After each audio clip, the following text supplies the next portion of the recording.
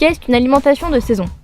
Tout au long de l'année, on peut manger des fruits et des légumes qui mûrissent à différentes périodes. C'est ce qu'on appelle la saisonnalité. Sous nos latitudes, nous avons 4 saisons, l'hiver, le printemps, l'été et l'automne. Certains fruits et légumes ont besoin de beaucoup de soleil et poussent naturellement au printemps ou en été.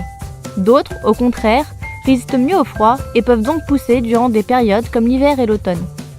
Par exemple, la tomate est un fruit qui a besoin de beaucoup de soleil pour prendre sa belle couleur rouge. C'est pourquoi en France, elle est cultivée à partir du printemps et en été. La pomme et la poire, au contraire, ont besoin de moins de soleil et peuvent donc pousser en hiver. Mais ne t'est-il jamais arrivé de manger à la cantine des tomates en plein hiver ? Dans ce cas, il faut se demander d'où viennent ces tomates. Les tomates que l'on mange en hiver peuvent provenir de pays chauds où elles sont cultivées. Elles font donc un long voyage en avion ou en bateau pour arriver jusqu'à ton assiette.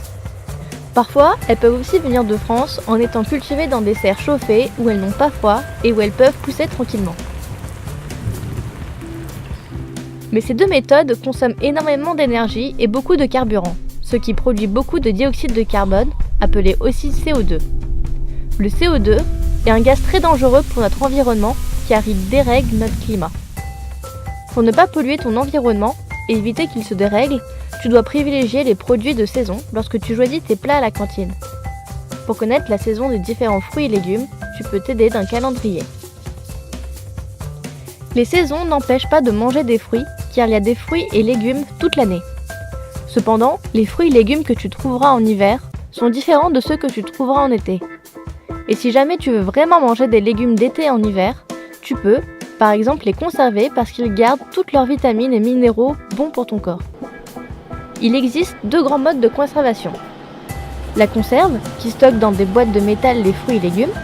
Ils peuvent se conserver pendant 5 ans en gardant leurs propriétés nutritionnelles.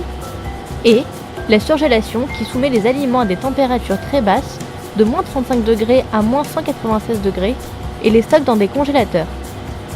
Elle permet de stocker les aliments pendant 2 ans.